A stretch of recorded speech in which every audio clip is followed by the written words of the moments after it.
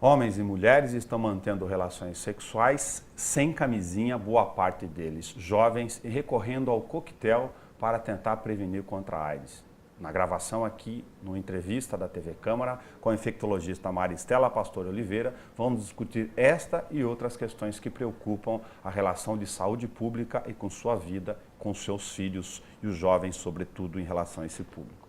Estamos gravando ocasionalmente no Dia Nacional de Combate à AIDS, mas, inevitavelmente, é óbvio que essa discussão das questões de doenças infectológicas, ela atinge um quadro que tem que ser discutido de forma permanente. Já que eu citei o dado da questão da AIDS, vou usar aqui o Sistema de Informação de Agravos de Notificação, o SINAM, para comentar sobre ela em específico. Se a gente olhar os dados aqui em Bauru, isso é um sistema nacional, houve queda depois de 2010, acentuada no número de notificações, mas temos esse problema de comportamento. Como, em particular, você, que é médica, está dentro do sistema, olha esses dados, Maristela? Bom dia, eu acho assim que em relação aos dados, eles ainda, como todo dado epidemiológico, eles vão sendo acrescidos de número, ele não é um dado fixo. Porque conforme você vai descobrindo novos casos de AIDS, você vai fazendo a notificação referente à época em que o paciente descobriu a patologia, a doença. Então, esses dados eles não são fixos, mas eles são muito próximos ao número real que nós temos. E nós temos percebido assim, que depois de 2010, nós estamos mantendo em média de 94, 96, 92 casos por ano de AIDS. Isso é diferente do número de HIV que chega, porque o HIV é uma doença mais leve, é quando a pessoa ainda não tem a doença instalada, e AIDS já é uma patologia mais importante, ela já tem um certo comprometimento do sistema imunológico. E isso se deve principalmente às campanhas que estão sendo feitas, a forma da gente tentar fazer com que as pessoas descubram o seu diagnóstico mais precocemente. Quanto antes ela chega para a gente no sistema de saúde, melhor qualidade de vida essa pessoa vai ter. Então, ela tem hoje acesso a uma medicação muito boa, vários remédios podem ser utilizados, se um não der certo, nós temos outras opções, e com isso a gente garante que ela tenha uma menor quantidade de vírus circulando no seu organismo. Se ela tem uma menor quantidade de vírus, também ela vai estar transmitindo menos esse vírus para as outras pessoas com que ela vai ter relação. E isso garante uma diminuição dos novos casos na cidade e no país, de forma geral, no mundo. Tem alguma questão de subnotificação nesse sistema? Não? É possível que algumas pessoas fora da rede, como funciona a relação dos dados do SINAM? O SINAM ele é amplo tanto para a rede privada de saúde como para a rede pública de saúde. A notificação sempre existe, também por quê? Porque existem muitos casos que ainda não sabem nem o seu diagnóstico. Mas hoje, para que o paciente tenha acesso à medicação, é fundamental que tenha essa notificação feita, exatamente para a gente poder saber exatamente o número de pessoas contaminadas. Então, dos conhecidos, eu acredito que o número do SINAM é muito fidedigno. Eu ia fazer uma relação aqui de pai que pode estar desesperado com a questão do dado saber se o seu filho, que, enfim, está na idade fértil, de manter relações sexuais com muito mais frequência, eventualmente, do que em outras fases, esteja preocupado com a troca da camisinha em relação ao coquetel. A camisinha, naturalmente, continua sendo um meio muito eficaz de se preservar desta e de outras doenças, outras patologias. Sim. O que a gente percebe é que a camisinha ela é ainda a nossa melhor forma de proteção. Por quê? Porque é ela que realmente protege contra a aquisição do vírus HIV e de todas as outras doenças sexualmente transmissíveis. Então, não se deve negligenciar o uso do preservativo com a falsa sensação que depois você toma uma medicação e vai se proteger em relação à transmissão do HIV sexual. Isso, se acontecer eventualmente, sim, você tem possibilidade de tomar a medicação para tentar diminuir essa porcentagem de infecção. Mas, sem sombra de dúvida, a camisinha não pode ser esquecida. Ela tem que ser a primeira coisa a ser lembrada durante uma relação sexual. O jovem, me perdoe a questão da insistência, ele às vezes funciona muito no susto. E o susto que talvez faça um efeito psicológico, vou apelar então aqui para a relação. Você fez no comentário anterior trouxe uma informação bastante relevante para gerar essa intenção didática de susto aqui. Falou, olha, tomar o coquetel reduz a potencialidade da eventual transferência de transmissão de vírus, mas não elimina. Não elimina. Hoje, a gente sabe que existem, são vários pontos que você tem que atuar para tentar diminuir essa transmissão. A camisinha, tanto a masculina como a feminina, tem os insumos, por exemplo, gel, lubrificante, que ajudam também a diminuir essa infectividade. E claro que o uso do PEP, que é o coquetel após a exposição sexual, isso também ajuda muito. Existe uma outra categoria de quando o parceiro sabidamente tem HIV, você pode utilizar a medicação do coquetel antes de ter a relação sexual. Isso se chama PrEP, que é o pré-exposição. Mas, assim, sem sombra de dúvida, a camisinha é o gold standard para essa prevenção. Agora, nós estamos falando de eventual transmissão, a proteção do coquetel relacionado a relações sexuais, mas não podemos esquecer de citar aqui as drogas, sobretudo as injetáveis, por causa daquela relação sanguínea aqui. Sim, hoje o que a gente percebe é que houve um declínio do uso da droga injetável, mas por contrapartida aumentou muito o número de crack. E o crack também pode ser um facilitador da transmissão do HIV e principalmente das hepatites. Quando a gente tem a relação de AIDS, também você fez uma citação bastante interessante de reforçar aqui.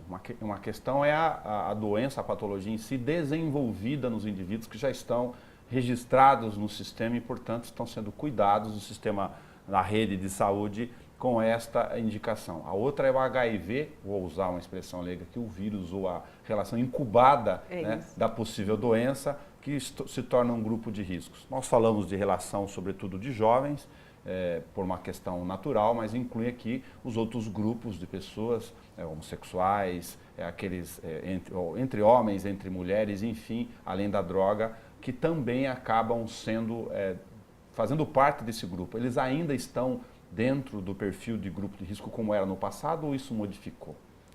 Olha, hoje, quem mais se descobre HIV positivo na nossa sociedade de forma geral são pessoas jovens, em média entre os 19, 35, 40 anos de idade,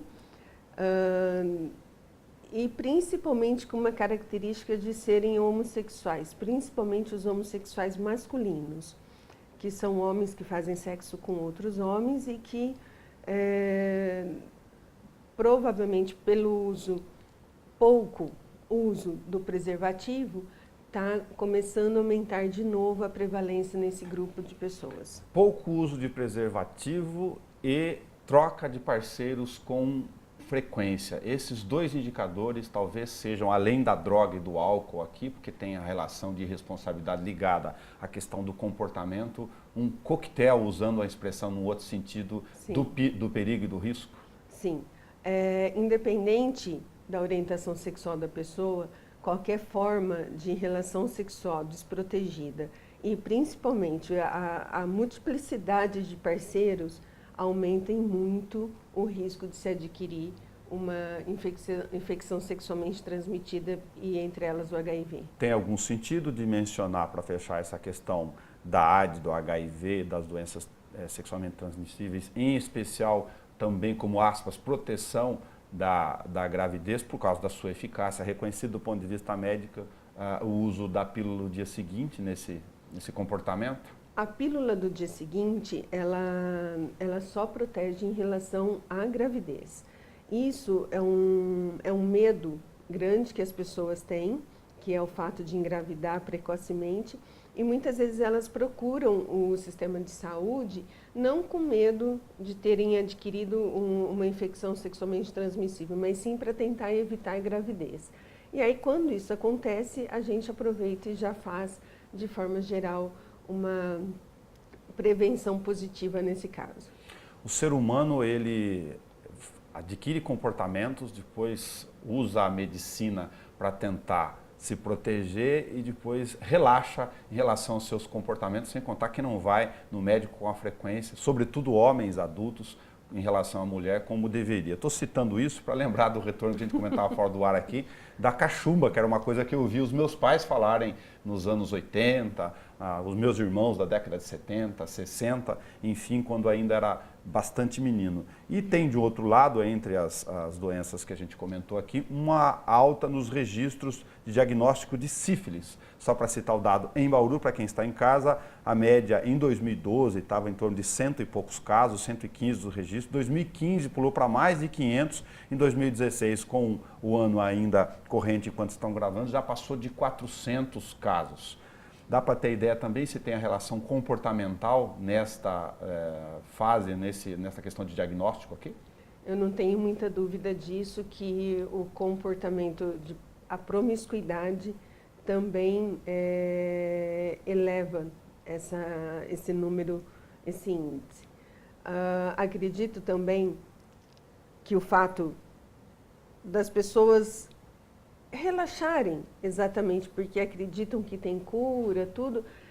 E uma coisa que eu queria lembrar é assim, que a nossa geração, ela viu muito a cara da AIDS, né? Por quê? Porque nós tínhamos pessoas famosas que apareciam na televisão, o Cazuza, o Freddie Mercury, que se diziam portadores do vírus do HIV e acabavam mostrando fisicamente, porque naquela época, como não existia uma medicação eficaz nem nada, eles até morriam por conta de HIV. E isso assustava muito a população de forma geral. Hoje isso não acontece. É difícil você ver uma pessoa pública assumir que tem o vírus e principalmente ela vir a falecer por conta dessa doença, e isso dá uma falsa sensação de que é muito fácil tratar o HIV. É fácil tratar, mas você tem que ter um estilo de vida e um comportamento muito diferente do que você vinha tendo até então. E isso se aplica também para a sífilis. Como as pessoas não conhecem a gravidade, muitas vezes, da sífilis, não se leva em conta a prevenção dessa doença. E, como eu falei no começo, a forma, esse modo de trocar de parceiro muito rapidamente nos dias de hoje, claro que também ajuda muito a disseminar essa doença. Vamos aproveitar o fato da Maristela Pastore Oliveira ser chefe do Centro de Referência de Moléstias Infecciosas para falar um pouquinho sobre as outras doenças que infelizmente ainda circundam a rede municipal de saúde, o que significa, em uma outra consequência, o uso de recursos públicos que são bastante difíceis de serem alocados para a grande demanda pública em todas as suas áreas de necessidade, e isso significa uma dificuldade do poder público de atender todo mundo. É bom lembrar disso no dia a dia do ponto de vista orçamentário, que a gente chega no pronto-socorro e quer, obviamente, que seja atendido logo no minuto seguinte. O ser humano é o lobo do homem, então vamos falar dele o tempo todo aqui. A tuberculose e a hepatite C também têm indicadores em crescimento? Sim. A tuberculose, ela permanece, ela é um desafio muito grande para a gente nos dias atuais. Como eu disse, nós temos muitos usuários de crack e principalmente nessa população a tuberculose está de uma forma crescente nesse meio. não só com eles, mas qualquer pessoa pode ter essa tuberculose, mas principalmente pelo modo de vida desses usuários de droga, e isso tem aumentado nesse meio. E a hepatite C, está sendo feita uma campanha sempre constante na mídia, as pessoas estão sendo induzidas a colher o exame com muita frequência em relação à hepatite C. As pessoas estão pensando bastante na hepatite C e isso é bom. E com isso a gente tem feito muito mais diagnóstico também. E agora nós temos a possibilidade, dependendo da situação, de usar um tratamento muito eficaz, que a gente pode até pensar numa cura posterior. Então isso é bom para a saúde de forma geral. Lá no Centro de Referências de Moléstias, vocês ainda têm a questão de indicadores de hanseníase, entre outras questões que acompanham no dia a dia. A hanseníase ainda existe. Antigamente era-se muito maior o número, claro, mas hoje ainda permanece com a circulação da hanseníase e ainda temos casos novos de hanseníase todo mês. Já que eu citei, lógico, em tom de crítica comportamental, que é a questão da cachumba e do retorno em incidência crescente da sífilis, tem o retorno ou o aumento de casos de gonorreia, cancro de pênis, questões relacionadas ao que nós comentamos no início. Comportamento, relaxamento, promiscuidade. Exatamente. E não cuidado. Não cuidado, é esse que é a palavra-chave. Maristela, muito obrigado por você ter se deslocado aqui, veio da sua rotina, para a gente poder comentar. E a ideia é que, lógico, que a gente reforça nesta gravação no Dia Mundial de Combate à AIDS, mas que serve para o ano todo, como se a gente gravasse em fevereiro, em março, abril. Aliás, o Carnaval, o Carnaval outra tá data chegando. Muito próximo para relacionar isso. Usar o preservativo e não ter no coquetel um ponto de salva-vidas, como se tudo estivesse resolvido. Sim, isso ajudaria muito. Muito obrigado. Hoje nós conversamos com a Maristela Pastore Oliveira, infectologista, chefe do Centro de Referência de Moléstias Infecciosas da Secretaria Municipal de Saúde. Cuide da sua saúde.